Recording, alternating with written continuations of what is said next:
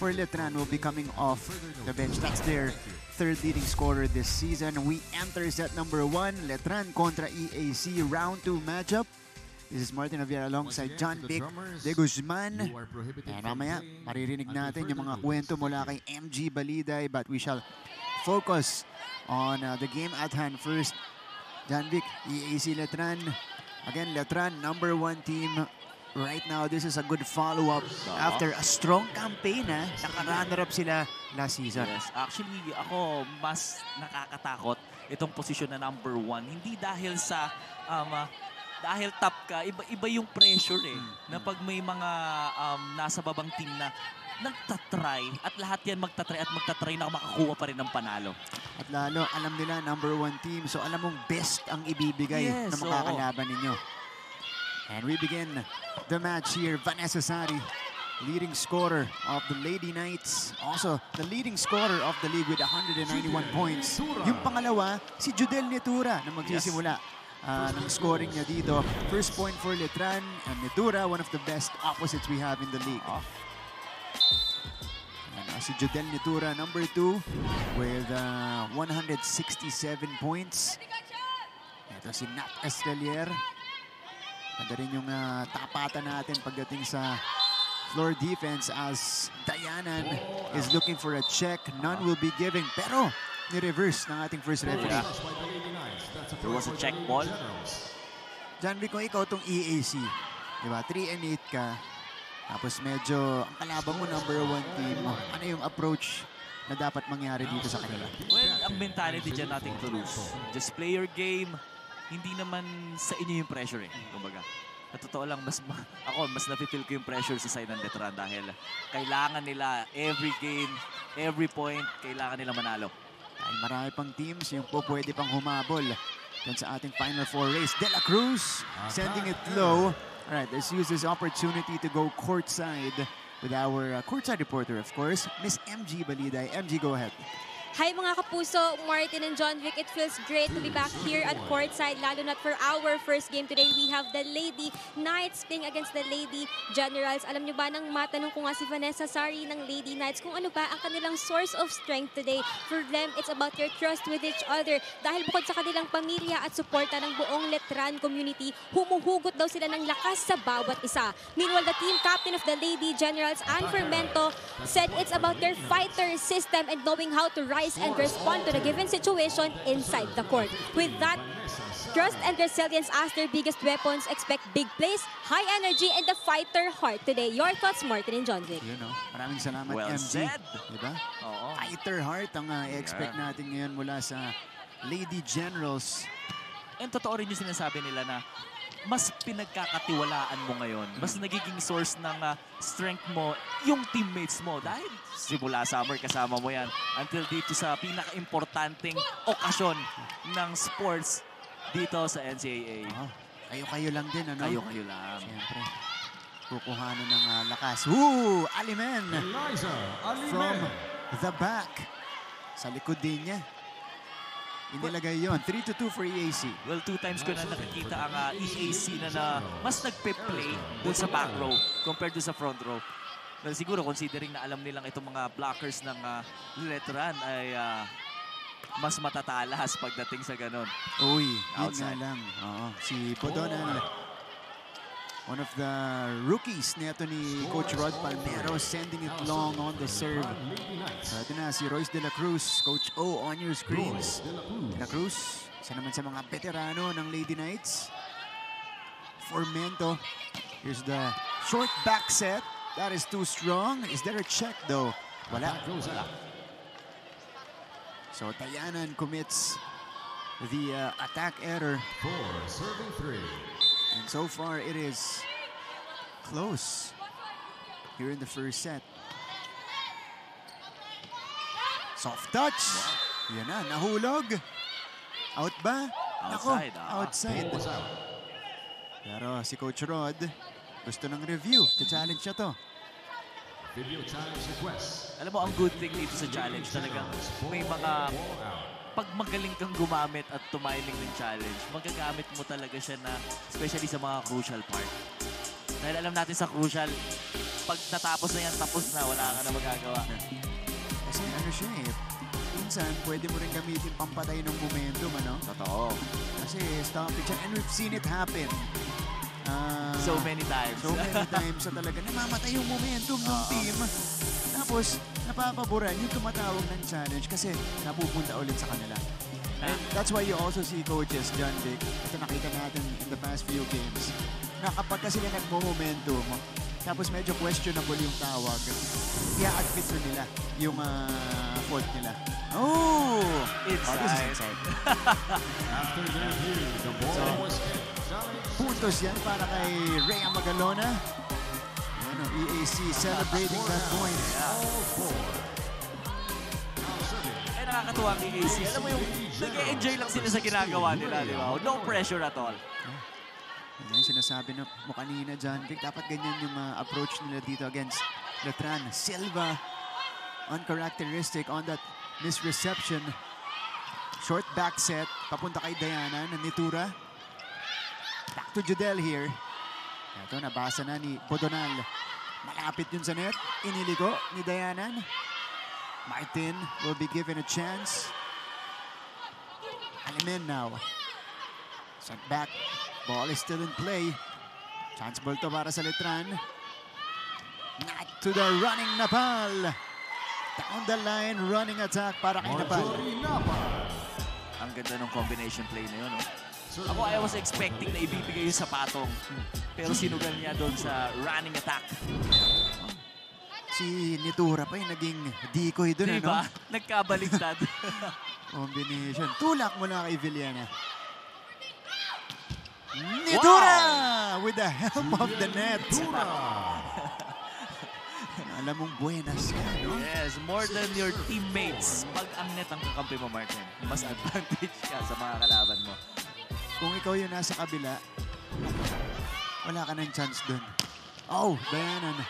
Binalik. Here's the free ball again for Letran. Underhand setup. Alimen. Nandun si Martin. Back row hit. Oh, nice dig. Regalo. Nandun ulit. Ganda naman ang depensa ni Formento. Alimen. Silva with a counter dig. Martin. That one was deflected. Formento to Dayanan. It's still alive. Longest rally so far. Sino ang pupuntos? Tula. Oh! Villena puts it down. Grabe, ang daming pinagdaanan ng bola bago nila mapatay. Martin, ang daming combination play. Ang daming mga floor defense, ang daming mga na-deflect na block. Pero sa EAC, mapupunta ang puntos. At nilabas nung magkabilang panig natin doon. And also great effort, especially on the floor defense. Totoo. Ito. Martin receives it. Hindi tumawid. So EAC able to get back here. Dalawang sunod na puntos para sa kanila. Yet Martin commits the attack error. Ito, Martin. Medyo hindi sakto yung angulo niya dun sa bola. Kaya talaga mahirap talaga ipasok yung mga ganong... Ito si Dayanan. Uy! Tulis ng serve. Martin. Better height. Ayun, off the block. Pumawi agad. Bawi si Ian Martin. So, Letran is back in front. Ito, mas magandang bigay para kay Martin. Tama yung distansya sa net at yung taas ng set. And magagaling siya sa likod. Ooh! Still a good pass. Nitura. Oh, one motion quick for Letran. And we will arrive at the first technical timeout here. Estrelier setting that quick. And the 8th point of Letran. 8-6 lead for them. Magbabalik po kami.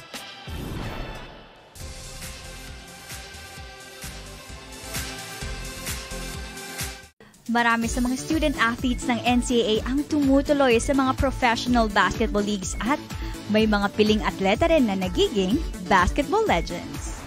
Ilan sa mga past and future basketball legends ng NCAA ay sina Kaloy Loizaga, Laura Mumar at Freddie Webb na sinundan nila Atoy Ko, Philip Cesar, Vergel Meneses, Alvin Patrimonio at Samboy Lim.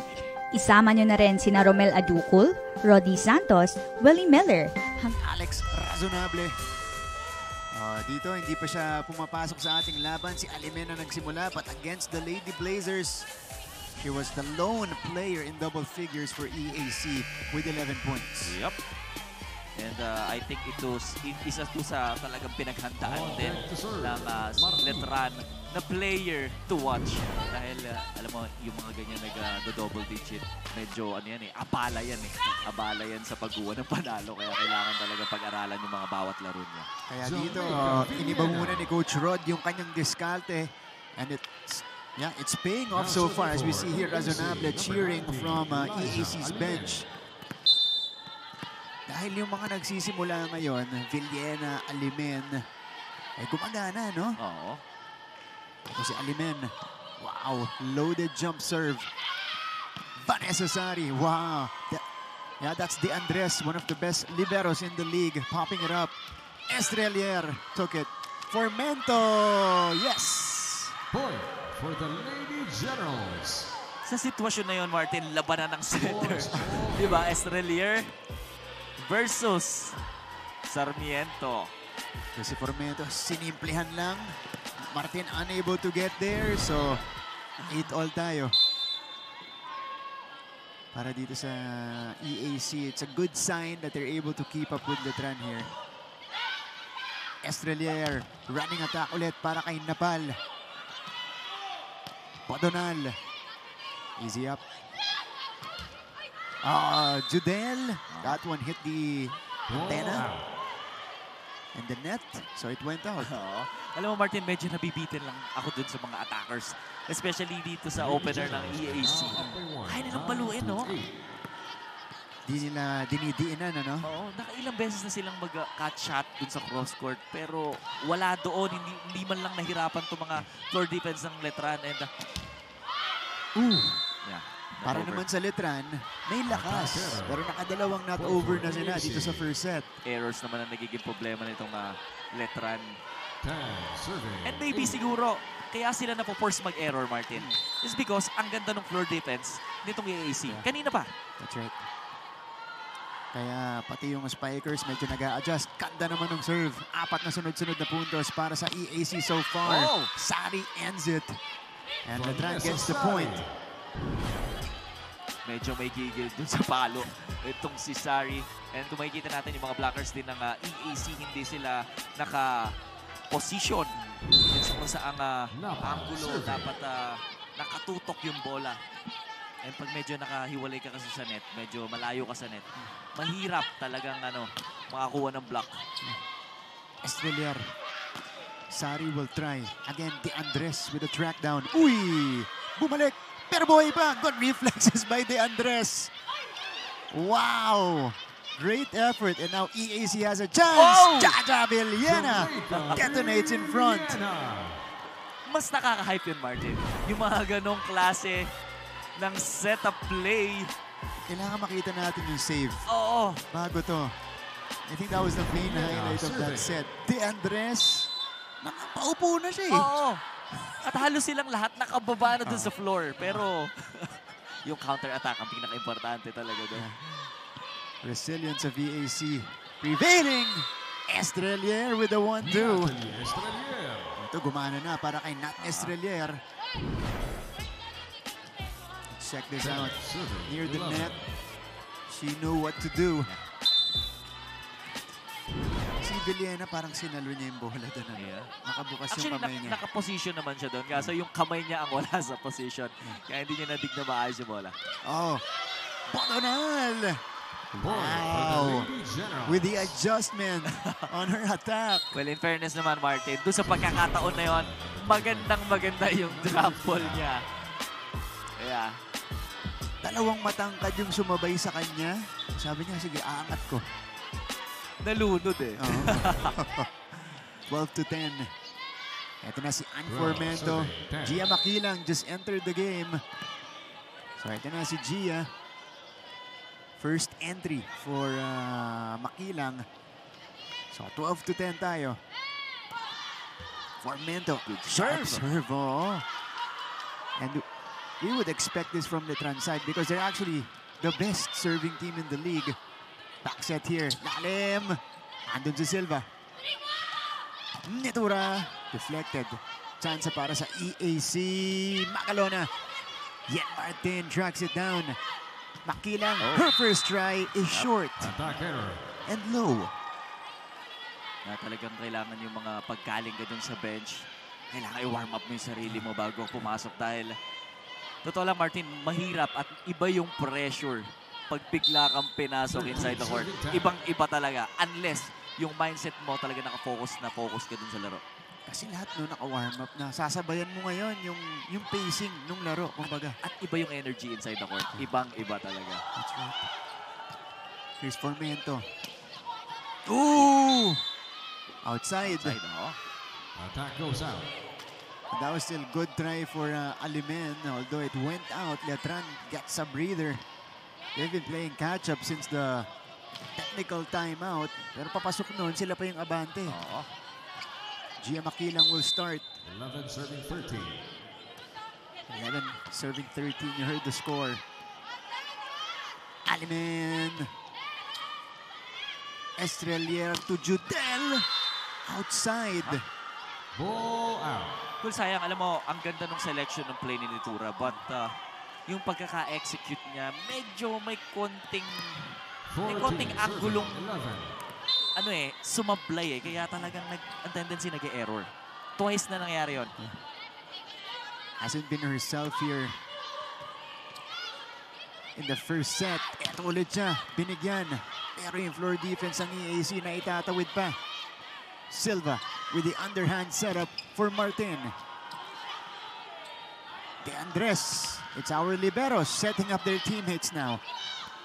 Alimen. Estrelier. Easy up. Judel. Nandun si De Andres. Alimen. Bumuelo. Power naman ngayon. Silva with a save. Here we go. Our two liberos doing a fantastic job in keeping the ball alive. Makilang using the net. And Gia scores.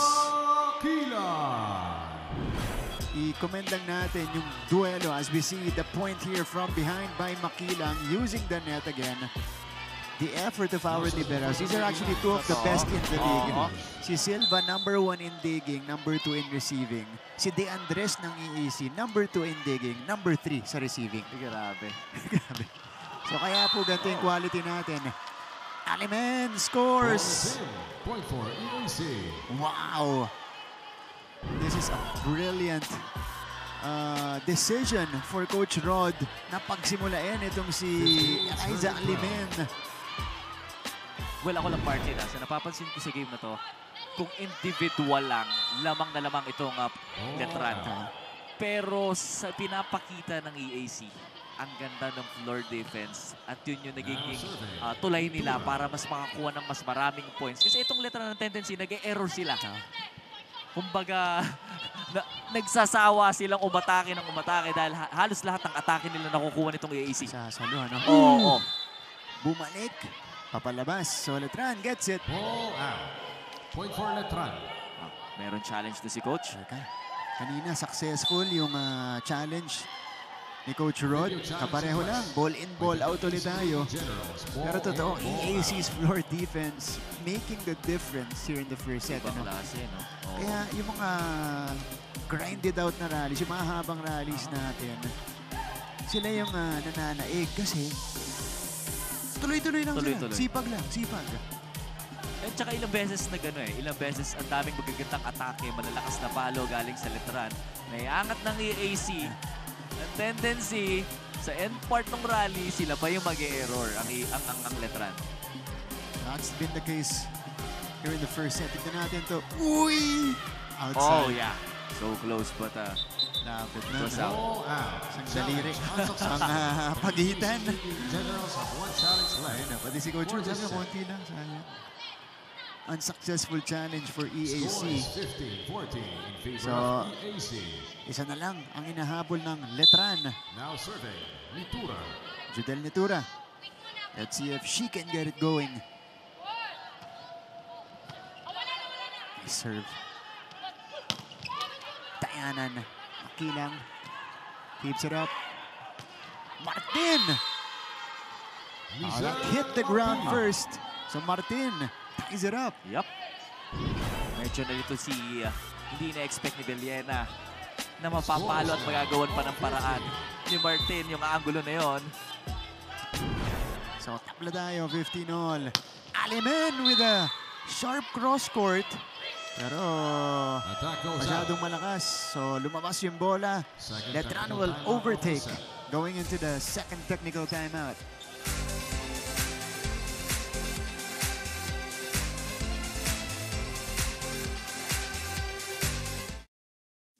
Kilalang-kilala ngayon si Carlos Yulo sa kanyang double gold sa Paris.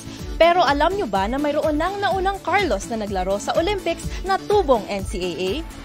Siya'y walang iba kundi si Carlos Caloy Loizaga na nagpa-champion sa San Beda Red Lions ng 3 beses noong 1950s. Lumahok si Loizaga ng 2 beses sa Olympics, pati na rin sa Asian Games, FIBA Asia at FIBA World Championships kung saan nagkamit siya ng maraming gintong medalya. Their previous game against Perpetual, very nice. Very See, nice. very nice. Colendra, I love her name. Di ba? Di ba? Oh. Pero, di ba yan, no? Sa stats, meron naman siyang 9 attacks, di ba? 3 kill blocks, 1 service ace. Di ba? Ibang klase yung ibinibigay niya para sa Team Letran.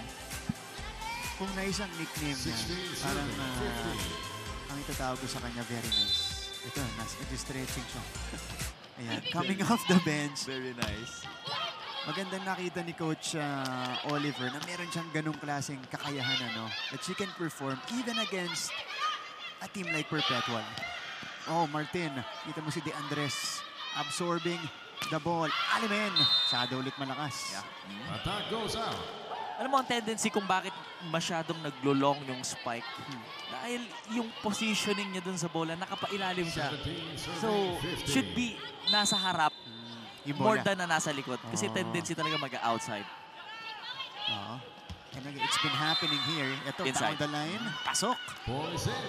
Point for the Lady Well, at least Generals. nakapag-adjust na siya dun sa dalawang errors niya sa cross-court. On deck to serve. Kasi kinakargahan niya. Pag sinasabayan siya ng blockers, Yeah, yun yung intention niya. O, hindi lang nga lang tumatama sa blockers, Pero umaangat. okay naman sanang kargaan. Kaso nga lang, minsan yung angulo mo, kailangan akma dun sa power. Oo. Kasi kaya nga tayo nag-aaral ng basic. Service goes Ever since out. binabalik-balikan ng mga coaches yan, napaka-importante ng basic para pag naglagay ka ng power, konti lang ilagay mo dyan, malakas na malakas yan, basta saktong-sakto at nasa posisyon ka. Galing po yan sa MVP, tsaka lumilipad dati. Ngayon pa rin naman, kaya pa eh. John Vic de Guzman, Ay, nakakamiss yung mga panahon na gano'n. bumalik ka na daw. Ito na. Kaya, Eliza. Nag-uusapan natin si Alimen now. She is starting to variate it. from 2 Serving attack for errors, EAC. from Alimen. 2 successful attacks. 4 na puntos na para kay Alimen.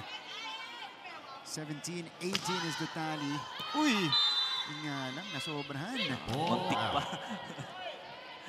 Medyo napailing dun si Coach Oliver. Kasi medyo dikit lang dun sa sa endline natin yung service ni Elemen. Napal. But Letran maintains the lead. They were able to take it back. Papasok na ating second technical timeout. Ayan, maintain sila. Botonal. Estrelier. Over to Makilang. Sa likod si Alimen. Eto na, si Botonal ulit. Again, down the line hit. Went outside. Attack goes out. Teka. Timeout muna tayo. Tinawag ni Coach Timeout Rod by the kasi bumibitaw daw na ang Generals. EAC. Score is 2017 in favor of the Proud Lady Knights. Bukang bola sa net, ano gagawin? Pasit, di ba? Pero pag dikit, yan, pwede mo paluin na, okay, na dalawa kamay. Paluin mo sa may weak side. Jing, huwag nating pilitin na. Pinipilipit niyo yung bola, may mga secondary areas kayo tatapunan, pero huwag niyong paluin lang na malakas. Kailangan kontrolin niyo ilagay sa area. Tamo, nalagay mo yung isa doon, ha? O, let's go. Pasok tayo. Sa magandang pasa, one stop tayo. One stop. Pasa lang, pasa lang. That's Coach Rod addressing the main concern right now, which are the attacks of VAC. Kasi doon pumupuntos itong Letran Lady Knights, doon sa mga attack errors. Totoo. Yun ang sinasabi ko kanina, parang ang taas ng percentage nila when it comes to floor defense. Pero pagdating sa attack, medyo nakukulangan ako. Either the drop ball nila, papalo sila, mag-error sa attack. Minsan ipupush nila, error pa rin. Alam mo yun, sayang yung mga defense sana kung nakukonvert nila lahat into point. Itong Letran, two-handed push by Gia. Running hit this time. Pasa ulit ni Judel. Back to Makilang. Bodonal will try, drop ball. That hasn't worked. Gia from the middle. Off the block, Gia Makina. Challenging a taller player in front of her. In fairness sa jumping ability niya, ang taas. Number 2, Pumapas. Si Gia Makina, she has played different roles for Letran this year. Part of the starting lineup, off the bench. Pero same consistent quality yung kanyang pinoprovide na volleyball sa court. Yun yung mga players na tinatawag ng mga coaches na universal players. Kung saan, anytime, anywhere, kahit saan ka ilagay na posisyon, kahit anong oras ka ipasok ng coach mo, alam mo magde-deliver. Kaya tiwala sa kanya si Coach O. Magandang bawi ito para sa EAC. Erica Bodonal. Erica Bodonal. And sana, kung anong atake ang pinakawala ni Bodonal, sana yan yung makuhang atake ng buong team din sa EAC. Kasi yan lang naman ang bagay na talagang nagkukulang para sa team nila. So tatlo hinahabol nila dito. Jaja Villena. Nice serve. Salo pa rin ni Silva. Makilang is denied. Back set this time, Judel. Maigsi yung set. Maigsi din yung pagkakatulak. Point for EAC. So, 2 straight. Oo. 2 puntos na lang ang hinahabol nitong EAC. Ito na, Jaja Villena continues to serve. Makakapitan kaya ito ng EAC. Silva again with a good pass. Gia rises. Unable to score. Alimin. Nat to De La Cruz. Pushing that one to the open spot. As simple as that, Martin. Hindi niya kailangan lakasan yung palo, pero since nakita niya yung spot doon, effortless. Dito niya, walang tao. Bihira yun sa depensa ng EAC ngayong araw. Kasi covered nila lahat. Nat. Hirap nun. Umapas. Fresh off the bench. Commits the attack error. So Letran will establish the 4-point lead. Well, yun lang ang difference ng isang veteranong player sa mga bago. Alam natin yung mga bagong players, Martin, malalakas talaga maglaro yan. Physically fit.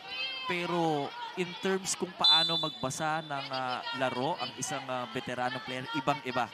Dahil ultimo yung mannerism mo, napapansin na isang veteranong player, yung laro mo pa kaya. Nakikita nila yung laro on a different perspective. Bodonal. Erica Bodonal. Ito, nakukuha na niya yung rhythm niya. Erica Bodonal with a sharp hit. Down this time, Magnaye was able to set that one up. Lalabas dito si Magnaye. Napalitan ang kanilang primary setter na si Ann Formento. Ara Dayanan is also back in the game. 3 points lang ang inahabol ng EAC sa ating first set. Magawang kaya nila ng paraan to, Martin. Letran, nagpalit na rin ang setter dito. Si Patrice Tumayaw. Nakapasok lang. And here she is. Giving it to Gia Makilang. Oh! Still alive! Oh! Miscommunication. Magkaharap na pero Point for the Lady Knights. pareho nagkahiyaan. Ito si Alimen at si Substitution for Letran. Well, a great effort para kay De Andres. Kaso, hindi nila alam kung sino babalik ng bola sa kabila. Sayang, sobrang sayang. Yung nagkatinginan na kayo pero nagkahiyaan pa rin. Oo. Potonal, check out. Set point para sa Letran. One will be saved by EAC. Hindi pa tapos, Martin. Pwede pang mahabol ng EAC to. Kaya time-out si Coach O. Tactical time-out to para kunin yung huling puntos. At hindi pwedeng tumatalsik yung bola. Commit block. Do you understand? Commit. Now, disiplina sa depensa muna. Receive muna unang gagawin. Tawagin kagad. Sigurado sa gagawin. Now, 100%. Palapok sa... Well, Martin, tamang-tama naman sinasabi ni Coach na commit block. Ibig sabihin, kung saan ang pattern natin, dun tayo. Yan yung sinasabing pattern block at the same time kill block. Ayaw nyo nung mga inahabol. Kasi ang tendency, pag wala ka sa posisyon at inahabol mo yung bola, pati yung floor defense nalilito. Hindi nila alam kung saan sila exact pwesto dahil magulo yung kamay mo, which is sakit ko yan before. So, ina-admit ko naman, oo. Imbis na matulungan mo yung floor D, mas nalilo pa sila. Kasi kung naka-establish yan akong isang posisyon lang at nasa cross-court ako, anytime pumalo ng cross-court, alam kong sa akin pupunta. Nakita mo. Yun lang. Coach O's timeout working to perfection, freezing the server, and Potonal commits the error to end set number 1, 25-21 in favor of the Lady Knights.